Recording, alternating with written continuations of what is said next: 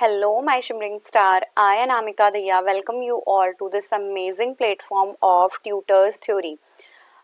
From today onwards, we will start the new series of which subject, that is science of DLED second year. And in this series, we will cover each and every 5 unit and every chapter of and every topic of this science subject, teaching of science. So our unit 1 is science nature and concept. तो unit 1 में जो हमारा पूरा detailed रहेगी वो रहेगी science, कैसे science आई है, साइंस की डेवलपमेंट कैसे हुई है, साइंस में इफेक्ट्स क्या होते हैं, साइंटिफिक नॉलेज क्या है, थ्योरीज कैसे डेवलपमेंट हुई, आप किन्हें थ्योरीज बोलोगे, जनरलाइजेशन किसे कहते हैं, ऐसे कौन कौन से मेथड्स हैं जिनसे आप जनरलाइज कर सकते हो. तो यहाँ पे हम सारा इसके बारे में ही जानेंगे कि कैसे साइंस की डेवलपमेंट हुई है. फर्स्ट है हमारा इंट्रोडक्शन टू साइंस एजुकेशन. मतलब जो साइंस एजुकेशन है वो क्या होती है और हमें साइंस एजुकेशन को एज अ सब्जेक्ट इंट्रोड्यूस करने की क्यों जरूरत पड़ी है अपने करिकुलम के अंडर. सबसे पहले मोस्ट ऑफ द टाइम मैं आपको इटिमोलॉजिकल मीनिंग तो बताती ही रहती हूँ. इटिमोलॉजिकल का मतलब होता है शाब्दिक अर्थ, मतलब जो शब्द बना है ना वो कैसे बना है.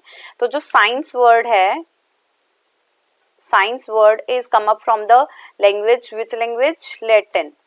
लैटिन भाषा का ये वर्ड है साइंशिया. साइंशिया वर्ड से बना है विच मीन्स नॉलेज. तो अब तक मैं आपने क्या जाना कि साइंस जो है एक लैटिन वर्ड है और ये साइंशिया से बना है जिसका अर्थ होता है नॉलेज, ज्ञान. इंट्रोडक्शन में भी बस मैंने यही बताया कि नॉलेज भी कैसी, वो नॉलेज जो कि सिस्टेमेटिक नॉलेज हो एंड जो आपको जिसकी प्रैक्टिस करके आप किसी भी प्रेडिक्शन को रिजल्ट कर सकते हैं, तो आप उसे साइंटिफिक नॉलेज ही बोलेंगे. देन साइंस क्या कहती है, ये एक ब्रांच है नॉलेज की जो डील करती है बॉडी कि कोई बॉडी कैसे काम कर रही है, उसके पीछे के ट्रूथ्स क्या रहेंगे, अरेंजमेंट कैसी रहेगी और ऑपरेशंस कैसे लगते हैं किसी लॉ को बनाने के लिए. तो मैं क्या बोल सकती हूँ कि जो साइंस है एक सिस्टमैटिक नॉलेज है फिजिकल जो मटेरियल वर्ल्ड है और उनकी ऑब्जर्वेशन से एक्सपेरिमेंटेशन करके आप कैसे ज्ञान की प्राप्ति करोगे. डेफिनेशन ऑफ साइंस कर लेते हैं. मतलब ओवरऑल मैंने अभी तक आपको ये बताया कि साइंस सबसे पहले साइंटिफिक नॉलेज होती है,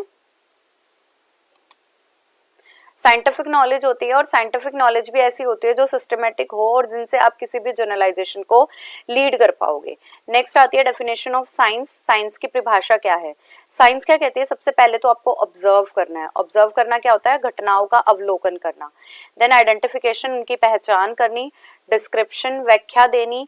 एक्सपेरिमेंटल इन्वेस्टिगेशन, ऐसे चीजों को ढूंढना है, ऐसे चीजों को ढूंढना है जिसका प्रयोग भी हो. मतलब आप अपनी इमेजिनेशन नहीं लगा सकते हो. जैसे हम कोई केस वगैरह देखते हैं लॉ वगैरह के या कोई भी पुलिस केस सॉल्व कर रही होती है, तो that one totally depend on the proof कैसे रहेंगे एंड आफ्टर दैट जैसे उन्हें एविडेंसेस मिले हैं उनके बेसिस पे उन्हें थ्योरेटिकल एक्सप्लेनेशन देने का फिनोमेना ही साइंस कहलाता है. तो science is observation, identification, description, experimental investigation and theoretical explanation at the last. Then उसके बाद है, ये थी कॉमन डेफिनेशन. इसके बाद है एल्बर्ट आइंस्टीन ने क्या कहा है, science is that human endeavour. ये मतलब जो मानवीय प्रयास है वो है which describe to increase the accuracy, जिसमें आप एक्यूरेसी तक पहुंच पाओ इवेंट्स की, सर्कमस्टांसेस की एंड अकर और exist in a natural environment. सबसे पहले तो साइंस ऐसी कोई चीजों पे बात नहीं करता है जिसकी एग्जिस्टेंस ना हो. तो आपके नेचुरल मतलब आपके आसपास के जो वातावरण में, जो भी प्राकृतिक वातावरण में चीजें हो रही हैं, जो घटनाएं हो रही हैं, उनको कैसे ढूंढना है, कैसे डिस्क्राइब करना है और उनकी एक्यूरेट नॉलेज तक कैसे पहुंचना ही हमारी क्या कहलाती है, साइंस कहलाती है. According to Jawaharlal Nehru, science does not simply means to sit down. Science का मतलब ये नहीं है कि आप बैठ जाओ और प्रे करने लग जाओ, but it seeks to find out the things happen. But कि ये कहती है कि ढूंढो जाओ कि चीजें घटित कैसे हो रही हैं.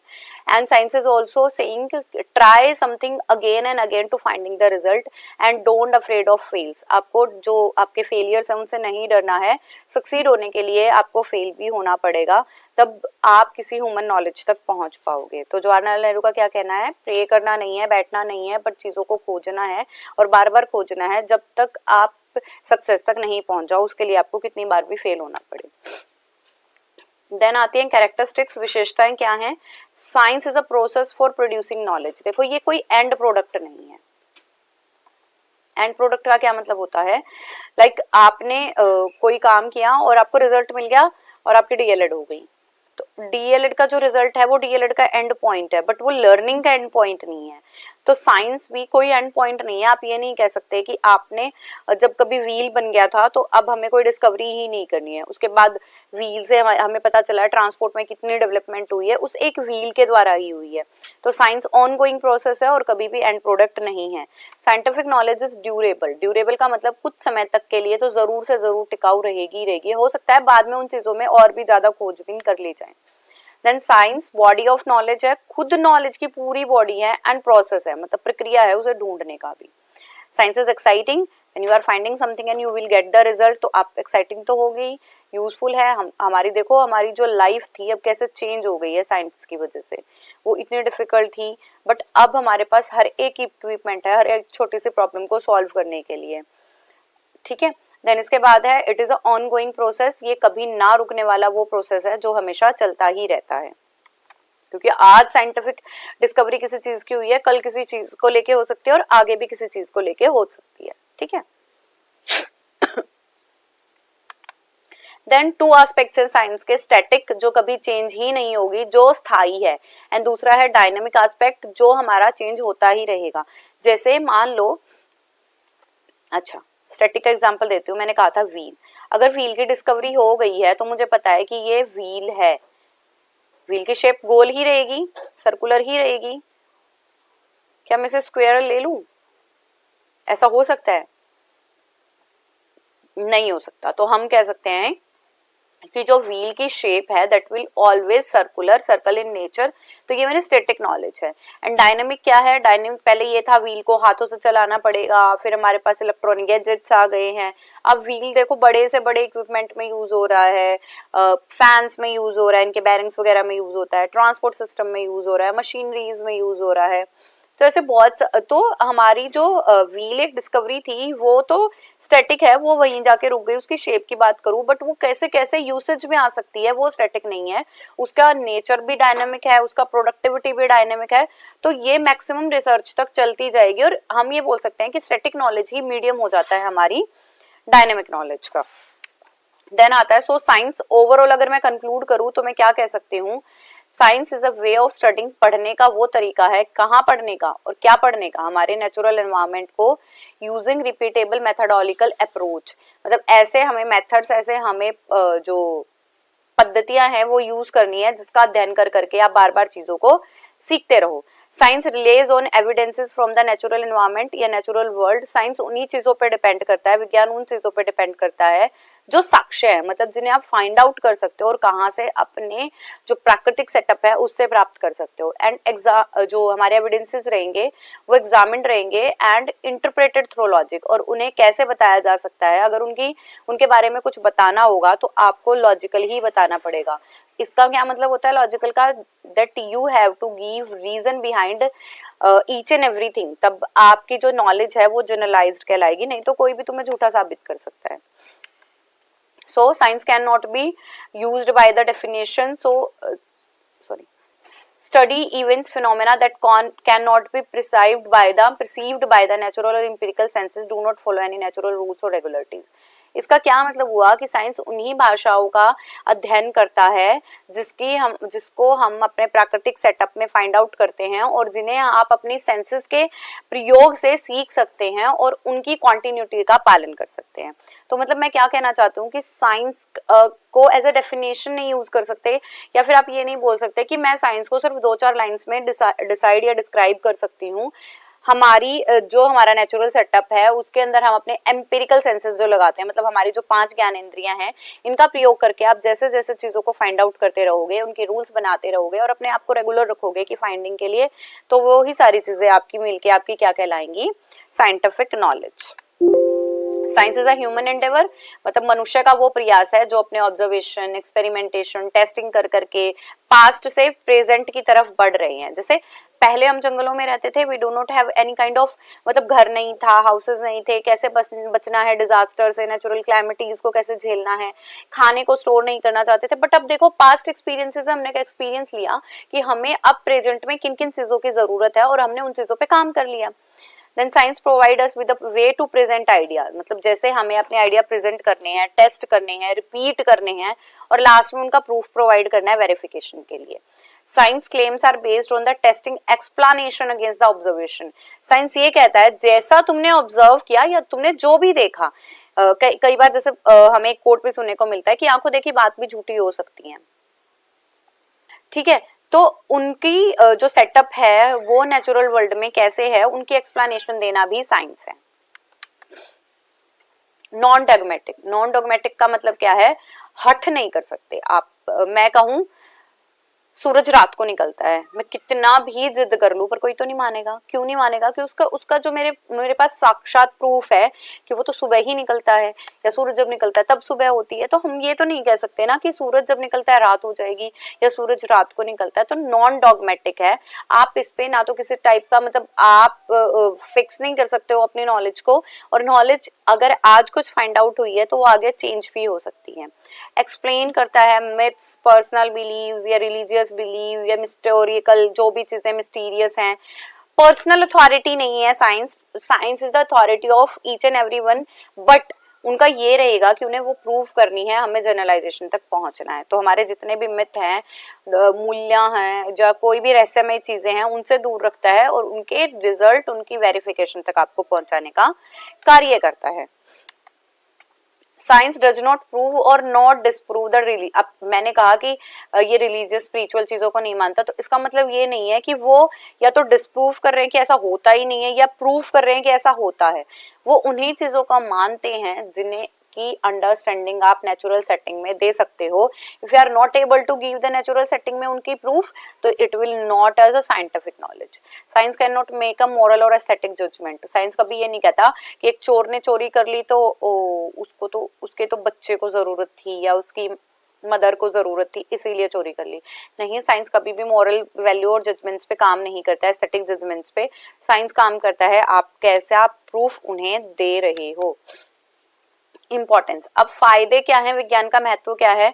सबसे पहले आता है in the field of agriculture. Agriculture में कहाँ यूज कर रहे हो आप? देखो पहले की बात करूं अगर, तो हमारी यील्ड बहुत कम थी और हमें पता है कि बैलों और खुद मनुष्य ही उनकी खेती कर पाते थे, फूड रिसोर्सेज भी बहुत कम होते थे। बट अब देखो हाइब्रिड खेती हो रही है और जो काम करने में दिन लग जाते थे, महीनों लग जाते थे धरती को एक सा करने के लिए, प्लोइंग करने के लिए, अब वो ऐसे हो जाता है मिनटों में या घंटों में हो जाता है।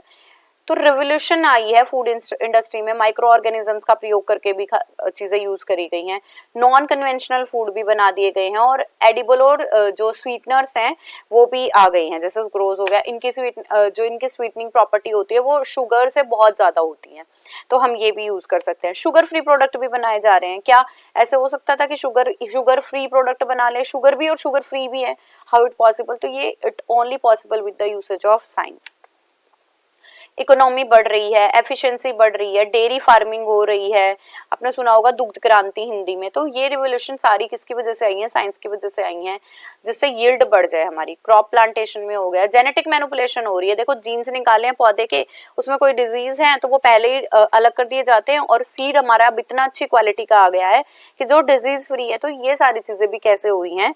साइंस की मदद से हुई। और जो हमारी ग्राउंड होती है, अर्थ होती है, जिसको जितने न्यूट्रिएंट्स की नीड होती है वो उतने प्रोवाइड भी करे जाते हैं, एंड एग्जैक्ट अमाउंट ऑल्सो। तो इस ये भी सारी साइंस की ही देन है। क्रॉप प्रोडक्शन बढ़ रहा है, पर हेक्टेयर क्रॉप प्रोडक्शन बहुत बढ़ गया है, फोटोसिंथेसिस करना बहुत इजी हो गया है, मॉडर्न एग्रीकल्चर टूल्स आ गए हैं, फार्मर्स को बहुत इजी हो गया है। एंड मैंने अभी कहा कि कोई डिजीज है तो वो हटाई जा सकती है, इफ इट मतलब पहले नहीं किया है तो आप बाद में भी ट्रीटमेंट कर सकते हो। एंटीबायोटिक है आपके पास, हर्बिसाइड्स हैं, फंगिसाइड्स हैं, ये आप यूज कर सकते हो। देन आता है in the field of industry. अब हमारे जो उद्योग है वहां पे कैसे यूज हो रहा है, हमारे उद्योग में भी बहुत मैं कहूंगी बहुत बड़ा हाथ है। लाइक पहले आपको कपड़े मिलते थे, सुनने को भी मिलते होंगे या आपने अपने दादा दादी नाना नानी या और भी एल्डर से सुना होगा कि हमारे टाइम पर तो ना सिर्फ कॉटन के कपड़े होते थे, खादी के कपड़े होते थे, जूट वगैरह के होते थे, तो ये चीजें होती थी। अब देखो हमारे पास टेक्सटाइल इंडस्ट्री इतनी बड़ी है कि आप ऐसे क्लोथ्स पहन सकते हो जो दिखने में इतने होते हैं और आपको बॉडी फिट हो जाते हैं। तो इतनी स्ट्रेचिंग लेके आना, उनकी हाइब्रिड क्वालिटी बनाना टेक्सटाइल इंडस्ट्री में, आयरन स्टील इन सब में बहुत यूसेज हुई है। मशीन्स के पार्ट ऐसे बना दिए गए हैं जो सिर्फ जो साइंटिफिक इक्विपमेंट थे, इन्वेंशंस थी, उनकी वजह से ही पॉसिबल हुए हैं। Science is alternative source. पहले ये था कि हम सिर्फ डिपेंड करते थे हमारे नेचुरल रिसोर्सेज पे, डिपेंड तो हम आज भी करते हैं directly indirectly. I am not saying कि आपको नेचुरल सेटिंग की तो जरूरत ही नहीं पड़ेगी, नो ऐसा कुछ नहीं है, बट अल्टरनेटिव सोर्सेज आप खोज रहे हैं। जैसे हमने बायोफ्यूल खोज लिया, गैस को चैम्बर बना के सेव कर लिया है, प्रिजर्व करके रख लिया है, पेट्रोलियम कोयल इनको प्रिजर्व करने के लिए हम कर रहे हो, और इन एग्जिस्टिंग एनर्जी सोर्सेज से अलग भी हम एनर्जी बना रहे हैं। जैसे अभी कार वगैरह का इन्वेंशन हो रहा है कि पानी से चला करेंगी जो चीजें, इलेक्ट्रिक आ गई हैं हमारे पास जो बिजली से चलते हैं, जिससे भी पेट्रोल वगैरह की खपत बहुत कम हो गई है। Then in field of pollution control. अब जैसे पोल्यूशन, हम सबको पता है पोल्यूशन क्या होता है, किसी भी ऐसी इम्प्यूरिटीज का हमारे एनवायरमेंट में ऐड हो जाना जिसके हमारे एनवायरमेंट पे एडवर्स इफेक्ट है। मैं ये नहीं कहूंगी कि एडवर्स इफेक्ट नहीं बढ़ाए हैं, हाँ साइंस ने बहुत एडवर्स इफेक्ट बढ़ाए हैं। सबसे बड़ा एग्जाम्पल तो इसका पॉलीथीन ही है, और हम गाड़ियां चलाते हैं, व्हीकल से धुआं निकल रहा है, पर इसके पोल्यूशन कंट्रोल में भी हेल्प किया है। जैसे किचन की बात करूँ तो मैं चिमनी यूज हो जाती है, एयर फिल्टर यूज हो रहे हैं हमारी गाड़ी वगैरह में, व्हीकल्स वगैरह में भी बायोगैसेस हो रही हैं, वेस्ट को ट्रीट किया जा रहा है, जो भी सीवेज वगैरह सिस्टम होता था उनकी ट्रीटमेंट की जा रही है। तो पोल्यूशन कंट्रोल के भी मेजर्स दे रहा है साइंस। पॉपुलेशन एक्सप्लोजन, जैसे अब अगर मैं बात करती हूँ हमारी जो अर्लियर जनरेशन थी, आप अगर बात करो या उनसे सुनो, मैंने तो खूब देखा है भाई, जैसे मेरे जो ग्रैंड पेरेंट्स थे उनके मतलब जो उनके बच्चे रहे हैं वो 10-10 12-12 भी रहे हैं, तो they do not have that kind of मैं इक्विपमेंट लगा लूं या नॉलेज लगा लूं कि उनको नहीं थी कि मैं अपने पॉपुलेशन एक्सप्लोजन को कम कर सकूं। अब जो रेट है, डेथ रेट है, वो घट रही है हमारे पास क्योंकि डॉक्टर्स अच्छे अच्छे हैं, दवाइयां हैं जिनकी क्योर पहले ही कर सकते हो, बायोटेक्नोलॉजी आ गई है, तो इनसे भी हमारी हेल्प हुई है, प्रिवेंशन हुआ है। मेडिसिन एंड हेल्थ, ऐसे बहुत सारे इंजेक्शन हैं जो आपको पहले ही लगा दिए जाते हैं और पूरी थ्रू आउट द ईयर आपको वो बीमारी होगी ही नहीं। देखो कितने अच्छी ड्रग्स हैं हमारे पास, चीपर ड्रग्स हो गए हैं, वैक्सीनेशन आपके आ गए हैं, एंटीबायोटिक्स आपको मिल जाती हैं, और हमारी जो भी महामारी आई है, जैसे कोरोना ही आया तो उसके इंजेक्शन भी हमने खोज लिए हैं। हाइजीन आपको मेंटेन करना, अगर आपकी बॉडी में किसी काइंड ऑफ किसी भी ऐसे विटामिन की जरूरत होती है या कमी हो जाती है तो आप स्पेसिफिकली वो विटामिन अपनी बॉडी को दे सकते हो। कम्युनिकेबल डिजीज को रोकने का काम किया गया है। तो ये सारे हमारे मेडिसिनल वैल्यूज हैं। In the field of means of communication and transportation, ये तो मैं बात कर ही रही हूँ।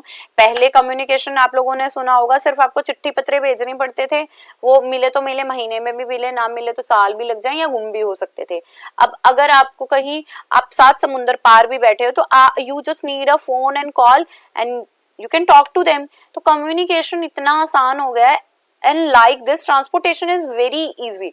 हमारे पास इंडिया में भी देखो, तुम आप सब मेट्रो में बैठे होगे, आई नो, तो मेट्रो में भी बैठना कितना इजी है और कितनी स्मूथली आप पहुंच जाते हो, ना कोई हलचल हो रही है, ना कोई ऐसा फीलिंग हो रही है आपको कि आप you are sitting in an another kind of equipment, ऐसा कुछ नहीं है। मैंने अभी कहा 7 समुंदर पार, ऐसे पहुंच जाते हैं हम। हमारा ट्रांसपोर्टेशन, एयर ट्रांसपोर्टेशन इतना बेटर हो गया है, ट्रेन्स इतनी फास्ट हो गई हैं, तो देखो motor cars, aeroplanes, helicopters, and उन जगहों पे भी आप कम्युनिकेशन, जैसे वायरलेस होता है, वॉकी टॉकी वगैरह पे बात होती है जहाँ पे हमारी आर्मी है, तो कितना आसान हो गया उनसे भी बात करने। अगर अभी वॉर हो जाए तो क्या वो हमें लेटर भेजेंगे या फिर घोड़े पे देने आएंगे, तो उसके लिए हमें कितना समय लग जाएगा जब तक कि हम उनको हेल्प कर पाएंगे। बट कम्युनिकेशन और ट्रांसपोर्टेशन की वजह से ये चीजें इतनी आसान हो गई हैं कि हम अपनी सेफ्टी भी बहुत आसानी से कर सकते हैं। वेटनरी, वेटनरी और एनिमल हस्बेंड्री मैंने अभी थोड़ी देर पहले बात करी थी कि बेटा दुग्ध क्रांति जैसा भी कुछ आया था, मिल्क रेवोल्यूशन भी आई थी, तो इनसे भी क्या हुआ है, उनकी डिजीज फ्री कर सकते हो, हेल्थ बेटर कर सकते हो, यील्ड ज्यादा निकाल सकते हो, मिल्क प्रोडक्ट ज्यादा हो सकते हैं, फूड को प्रिजर्व करना सिखाया है। और जो फोडर है, जैसे जानवरों को या एनिमल हस्बेंड्री में जैसे पशुपालन के लिए जिन आपको न्यूट्रिएंट्स की जरूरत होती है, आप वो डायरेक्ट भी अपने एनिमल को प्रोवाइड कर सकते हो। Importance of science as a teaching subject, अब तक मैंने बात करी जो नॉर्मल हमारी डे टू डे लाइफ में जरूरत है कि हमें टेक्नोलॉजी में जरूरत पड़ी, कम्युनिकेशन में पड़ी, ट्रांसपोर्टेशन में पड़ी, एनिमल हस्बेंड्री में पड़ी, एग्रीकल्चर में, मेडिसिनल, हेल्थ वैल्यू, वेटनरी, इन सब में हमें साइंस की इतनी जरूरत पड़ी है। अब एज अ टीचिंग को क्या इंट्रोड्यूस करना पड़ा टीचिंग सब्जेक्ट को, सबसे पहले है साइंस जो है इम्पोर्टेंट सब्जेक्ट है हमारे टीचिंग में। क्यों है, देखो साइंस हमें एक तो फर्स्ट ऑफ ऑल अगर मैं छोटे बच्चों की बात करूं, उन्हें एनवायरमेंट से अवगत करा देता है, मतलब उन्हें अपनी फैमिली का पता हो कि वो न्यूक्लियर हैं, जॉइंट हैं, पोल्यूशन को कैसे रोकना है अपने आसपास, आपका कंट्रीब्यूशन क्या रहेगा। मैं टीचिंग कर रही हूँ तो मैं एक टीचर हूँ, प्रोफेसर हूँ, इन सारी चीजों का पता है बच्चों को, उन्हें आगे क्या वोकेशन चूज करना है, कौन सी टेक्नोलॉजी यूज करके वो अपना यील्ड प्रोडक्ट बढ़िया बना सकते हैं। तो इन साइंस की इसीलिए जरूरत पड़ी। अब रिकमेंडेशन की बात करूं तो हमें पता है आरटी ने 6 to 14 ईयर्स बच्चों के लिए एजुकेशन फ्री एंड कंपलसरी कर दी है। इस पे एज अ साइंस सब्जेक्ट का सबसे जो रिमार्केबल मैं ये बोलूं रिकमेंडेशन दी थी वो थी कोठारी कमीशन ने। कोठारी कमीशन ने रिमार्क किया था कि जो साइंस और maths should be taught as a compulsory subject on the basis of general education in the starting year of schooling. देखो अगर तुमसे भी मैं बात करूं तो आप लोगों को 10th तक मैथ्स जरूर पढ़ना होता है, उसके बाद यू कैन स्किप। तो 10th तक मैथ पढ़ाने का क्या रीजन है, मैथ्स या साइंस पढ़ाने का ये रीजन है कि आप ऐसी जनरल चीजों से अवेयर हो जाओ जिन जो आपकी बॉडी से, आपके एनवायरमेंट से जुड़े हुए हैं। तो जब आपकी डे टू डे लाइफ में इनकी जरूरत हो तो आपको किसी काइंड ऑफ हेजिटेशन का सामना ना करना पड़े। सबसे पहली बात यही है कि यूजफुलनेस इन डेली लाइफ में आप बहुत सारे एग्जांपल दे सकते हो, transportation, communication, even vocation. Disciplinary value science सिखाता है, you have to be more scientific, you have to follow some path to reach somewhere. तो इसलिए डिसिप्लिनरी वैल्यू। इंटेलेक्चुअल वैल्यू, कैसे चीजों को सोचना है, क्या चीजें आपके इंटेलेक्ट से जुड़ी हुई हैं, बच्चों का एज ग्रुप कैसे नोटिस करना है। मोरल वैल्यूज में जैसे आपके डिसिप्लिन आ जाएगी, हर्ट नहीं करना है, ह्यूमैनिटी बना के रखनी है, हार्मनी बना के रखनी है। कल्चरल कहोगे कि मैम अभी तो आप कह रहे थे कि रिलीजियस तो रहना ही नहीं है। देखो कल्चरल वैल्यू को सेव करने का सबसे बड़ा काम क्या है, वो हमारी साइंस ने किया है। अभी भी जैसे खोज होती रहती है, तो आप लोगों ने ये भी नोटिस किया होगा कि मैं, देखो आप ये मत सोचना कि मैम रिलीजियस कोई बात कर रहे हैं। देखो जैसे राम सेतु की बात आई तो उन पत्थरों पे वो कितने पुराने थे, कब आए थे, इन सारी चीजों की अगर नॉलेज किसी से पता चली तो वो हमें कल्चरल वैल्यू को प्रिजर्व करने में भी हेल्प हुआ। एस्थेटिक वैल्यू है, जैसे आपने फर्स्ट ईयर में पढ़ा होगा, टेसलेशन वगैरह पढ़े हैं, या सबने अपने घर पे देखा है कि टाइल्स लगी होती हैं तो they are following some pattern, ऐसे करके कोई ना कोई पैटर्न फॉलो कर रहे होते हैं। तो वो पैटर्न कहाँ से आया। एस्थेटिक वैल्यू में अगर मैं बात करूँ तो आपको कौन से कलर में कौन सा कलर मिक्स करना है या कितने परसेंट रेशो का मिक्स करना है। देखो जैसे यहाँ पे these are all like a orange shade colour, पर सब अलग अलग है ना। तो ये एस्थेटिक वैल्यू है। Vocational, now the vocation is not only limited with the doctor बनना है, नर्स बनना है, टीचर बनना है, पुलिसमैन बनना है, आर्मी पर्सन बन रहा है। अब content creators are also there and they are generating their money in lakhs and crores. तो वोकेशनल वैल्यू भी इंक्रीज हुए। You can touch the whole world with just touching your phone, ठीक है। एंड सोशल वैल्यू, समाज में कैसे रहना है, आपको कम्युनिकेशन बनाए रखनी है, सोसाइटी का भी ये पार्ट बनना है, कम्युनिटी में रहना है। And psychological value, there are lot of interesting fields are there जिसमें आप पार्ट ले सकते हो। अब जरूरी नहीं है कि आपका जो इंटरेस्ट हो वो सिर्फ गेम में ही हो, आपका इंटरेस्ट सिंगिंग में हो, पोइट्री में हो, आप कोई भी टेक्नोलॉजिकल फील्ड भी ले सकते हो। मैंने अभी कहा कंटेंट क्रिएशन का ले सकते हो आप थंबनेल बनाना ले सकते हो। थंबनेल मुझे यूज करना पड़ता है इसलिए मुझे जल्दी से याद आया। फोटो कैसे फोटोशॉप करना है, वीडियो बेटर कैसे बनानी है, क्वालिटी इनहेंसमेंट कैसे करना है, आप रिटन पैटर्न कैसे लिखना है, तो इन सब में भी आपका यूसेज हो सकता है और आप इसे एज अ वोकेशन भी यूज कर सकते हो। अब अब नेक्स्ट आता है स्कोप ऑफ साइंस, मतलब साइंस हमारा कहाँ यूज हो रहा है। सबसे पहले है जूलॉजी। जूलॉजी का मतलब क्या होता है? जूलॉजी का मतलब होता है कि अपनी अर्थ को जानना, कैसे अर्थक्वेक आ रहे हैं, कितने आ रहे हैं, क्या क्षमता रहेगी, उसकी प्रेडिक्शन पहले से हो जाती है। एरोनॉटिक्स में भाई आपको कैसे जाना है, स्पेस की क्या बात रहेगी। आर्किटेक्चर जान सकते हो, मतलब आर्किटेक्चर में आप 3D मॉडल इतनी आसानी से बना सकते हो पूरी बिल्डिंग बनाने से पहले, वहां यूसेज हो रहा है। दवाइयों का भी मैंने तुम्हें बताया कि मेडिसिनल रिवोल्यूशन आए हैं, जो डिजीज है उनके लिए आपको एक ऐसी वैक्सीन लगा दी जाती है जिससे आप लाइफ लॉन्ग फ्री रह सकते हो। मेडिकल टेक्नोलॉजी आई है, जैसे अभी बात करी मैंने, पॉपुलेशन एक्सप्लोजन नहीं हो रहा है, कैंसर ट्रीटमेंट हो रही है, एड्स की ट्रीटमेंट भी हो रही है। फिर फाइंडिंग ढूंढ रहे हैं हम, पर ऐसा तो नहीं है ना कि अगर अगर आपको ये हो गई है तो आप वही खत्म हो जाएंगे, नहीं, उनको क्योर करा जा रहा है और उनको जो उनकी रेट है वो डिले कराई जा रही है। इंजीनियरिंग में यूज हो रहा है, जैसे हमारी मास कम्युनिकेशन हो गई, आईसीटी हो गई, इलेक्ट्रिकल हो गई, मैकेनिकल हो गई, फॉरेस्ट्री, पेड़ कैसे उगाने हैं, वन को कैसे सेव रखना है, इकोलॉजिकल सिस्टम कैसे बना के रखना है, स्टैटिस्टिक डाटा हैंडलिंग का काम हो रहा है, स्टैट्स यूज हो रही है, मीन मीडियन मोड, अब सारे हर बार आपको हाथों से कैलकुलेट नहीं करना है, अब इतना इजी है। जैसे हम MS एक्सेल करते हैं, बहुत आसान है चीजों को, आप एक क्लिक से आपके पास पूरी सीरीज आ जाती है। मर्चेंट नेवी में यूज हो रहा है भाई, जहां पे आप काम करते हो वहां पे आपको मैसेज कैसे पहुंचाने हैं, चीजों का आदान प्रदान कैसे करना है, वहां भी यूज हो रहा है।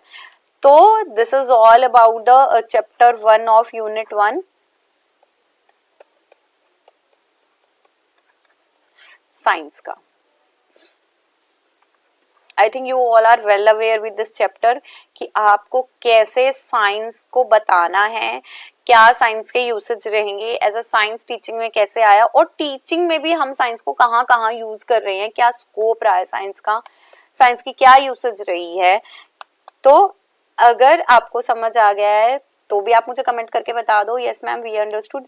अगर नहीं आया है तो भी आप मुझे कमेंट करके बता सकते हो कि आपको कौन सा पार्ट समझ नहीं आया है। मैं पहले उसके एक्सप्लेनेशन नेक्स्ट वीडियो में सबसे पहले वही रिकॉर्ड कर दूंगी, and then we will go for the second chapter. Okay, bye bye, thank you, keep going, keep growing and keep learning my dear student, and do like, share, comment and subscribe my YouTube channel. Bye, thank you.